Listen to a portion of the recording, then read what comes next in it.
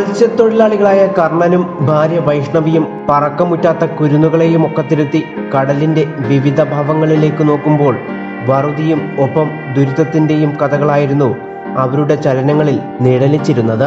60-ലധികം വർഷങ്ങൾക്ക് മുൻപുണ്ടായ ശക്തമായ കാറ്റിലോ അല്ലെങ്കിൽ സുനാമിയിലോ തകർന്നുപോയ സ്വപ്നങ്ങളുടെ മുന്നിൽ ഇപ്പോഴും ആധുനിക സമൂഹത്തിന്റെ പേടിപ്പെടുത്തുന്ന പ്രവൃത്തിയിൽ കഴിയുകയാണ് തങ്ങളെന്ന് ധനുഷ്കോടിയിലെ മണൽപ്പരപ്പിലിരുന്ന് ഇരുവരും പറഞ്ഞു.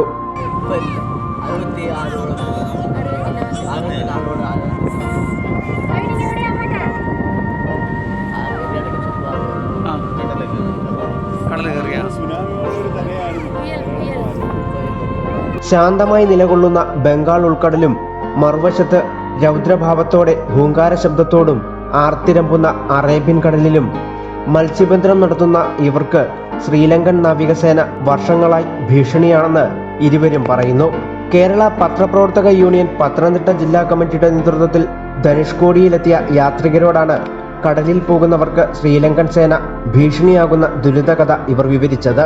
വ്യവസായവും വാണിജ്യപരവും ഒപ്പം സാംസ്കാരികവുമായി ഉയർന്ന നിലവാരം പുലർത്തിയിരുന്ന ഒരു സമൂഹത്തെ അപ്പാടെ പ്രകൃതി മാറ്റിയെടുത്ത ശേഷിപ്പുകളാണ് നമുക്ക് ധനുഷ്കോടിയിൽ മാത്രം കാണാൻ പറ്റുന്നതെന്ന് മുതിർന്ന മാധ്യമപ്രവർത്തകനും KUWJ സംസ്ഥാന കമ്മിറ്റി അംഗവുമായ സാം ചെമ്പകത്തിൽ പറഞ്ഞു.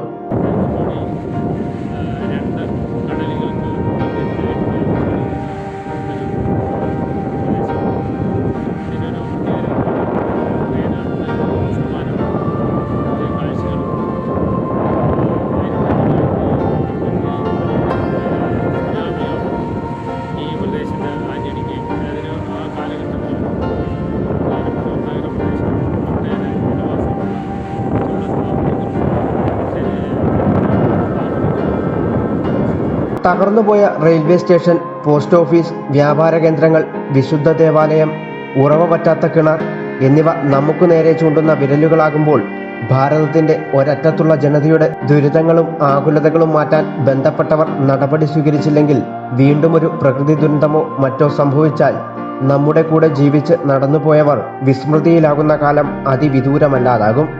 News bureau, Pathanamthitta.